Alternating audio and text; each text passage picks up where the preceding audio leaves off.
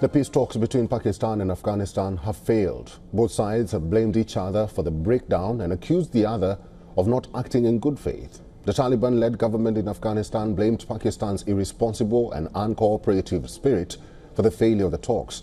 Government spokesperson Zabiullah Mujahid says that Pakistan was not willing to accept any responsibilities for either Afghanistan's security or its own security during the talks, and attempted to shift all responsibilities for its security to the Afghan government. He, however, added that the ceasefire with Pakistan will hold.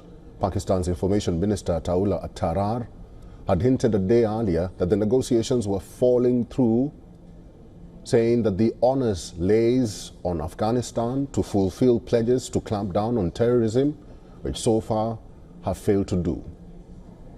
Pakistan's Defense Minister Khawaja Asif confirmed that the negotiations have been suspended with no plans of any further round of talks. Appearing on a Pakistani media channel, Asif said that talks have been indefinitely suspended and mediators Turkey and Qatar have withdrawn after losing hope.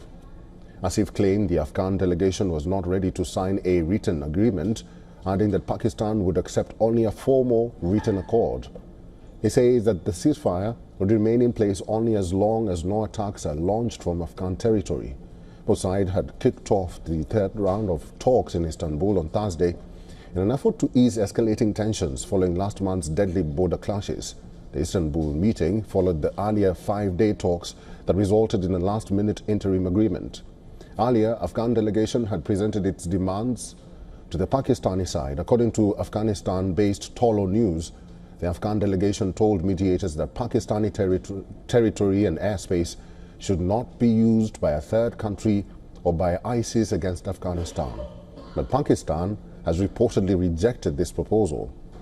On the other hand, the Pakistani delegation had demanded that Afghanistan allows the transfer of the Tehrik-e-Taliban Pakistan members to Afghanistan. However, Kabul has maintained that it has nothing to do with them. The two countries agreed to a ceasefire on October 19th in Qatar.